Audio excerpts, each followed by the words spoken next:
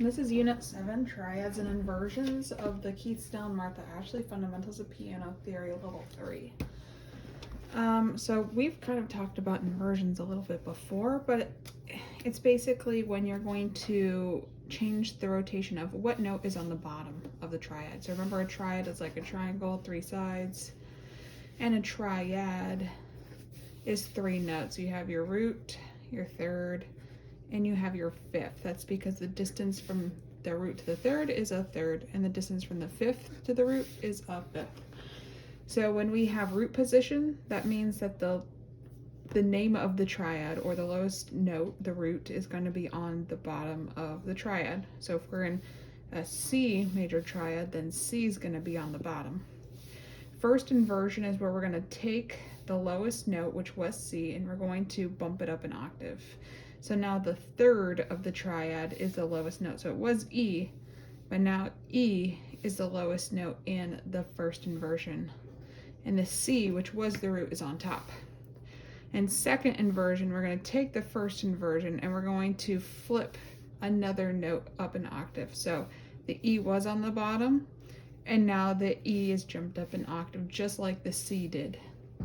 So in root position, the root is on the bottom. In first inversion, the third is now on the bottom. And in second inversion, the fifth is now on the bottom. Let me kind of zoom in on this a little bit more. So it's just when you're rearranging a triad, meaning which notes goes on bottom, or which notes need to be flipped up an octave. So I already drew out all of the triads in root position, and now we just have to make them in first inversion and in second inversion. So root position, remember the root's on the bottom, first inversion the third, and then second inversion the fifth. So the third in D major is F sharp, so that's now going to be the bottom note. I'm still going to keep my A right where it's at. My D is going to jump up an octave. In second inversion, I'm going to now make the fifth of the triad the lowest note and have my other 2 notes an octave above it. So F minor, F, A flat, C. This is root position. The root is the lowest note. Now we're going in first inversion, so the third is, and that's A flat.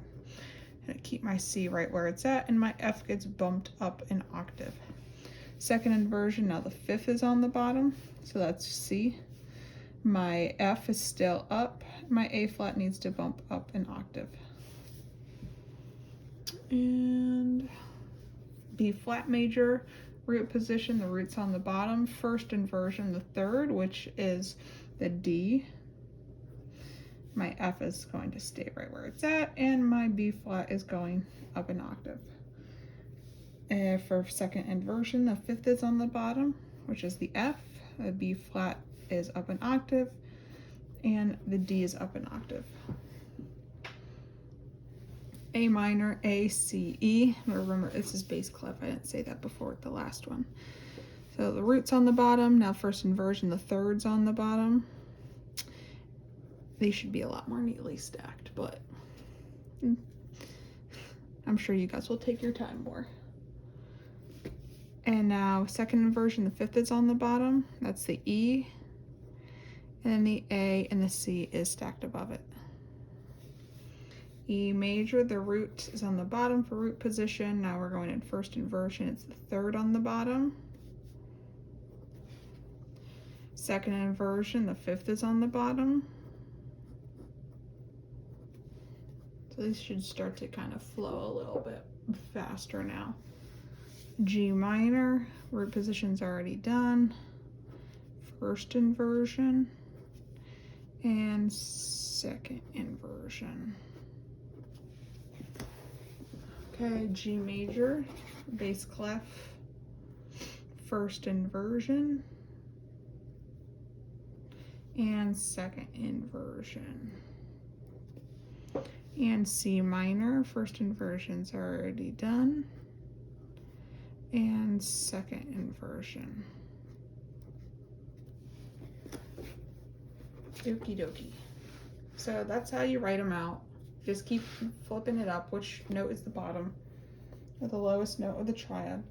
And now here we kind of break it down a little bit more to kind of identify why it is what it is. So in root position, all of the notes are a third apart, or the top to the bottom is a fifth, which they don't say on here.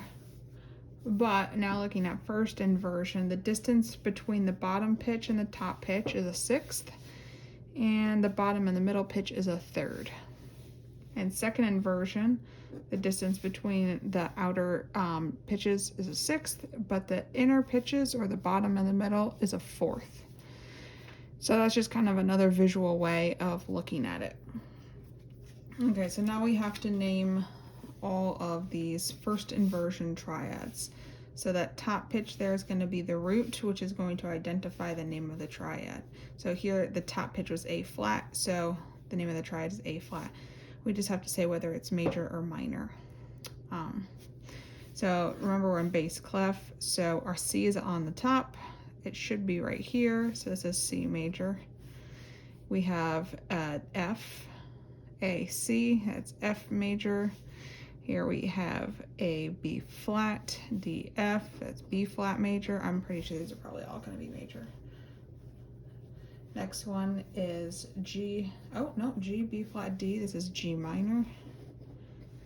And then last but not least, you have E, G, B, which is E minor. Now we have to identify the second inversion triads. So I'm going to be looking at this pitch here. That's going to be the root. And they're saying that you can also visually tell that this is second inversion because the distance between these two notes right there is a fourth, whereas first inversion is a third. So here's that second pitch, that's A major. The root here is B flat, that's B flat major. This is a G, that's G major. A D, F sharp A, that's D major. And a E, G sharp B, that's E major. And now we have to draw the triads. So I'm just gonna draw the root position first so you can see where it came from. So here's F, A, C, and first inversion, now the F is up an octave. So the next triad is D minor, so D, F, A, but I need it in second inversion, so the fifth is gonna stay. Next is B flat major, that's B flat, D, F, and we want it in first inversion, so I'm going to take the root and bump it up an octave. Next is A major, A, C sharp, E, and second inversion, so the fifth is now the lowest. My handwriting is super sloppy today. C minor, I'm going to do it down here, C, E, G, and it's flat. First inversion, so the E flat's now the lowest. And G major, G, B, D. The D is now the lowest. Boom. Okay, so it says name the root and what the inversion is, if it's in root position, first or second. So here the root is G, so they said the G is the root, and this is in second inversion. Here the root is D, nope, we're in bass clef, F, and it's in first inversion. Here the root is A, and it's in first inversion. B flat, and it's in first inversion. E flat, first inversion. You see they all have thirds on the bottom. That's an easy way of looking at it. And the second, or the last one here, is second inversion because it's a fourth on the bottom, and the root is E. And this unit's done.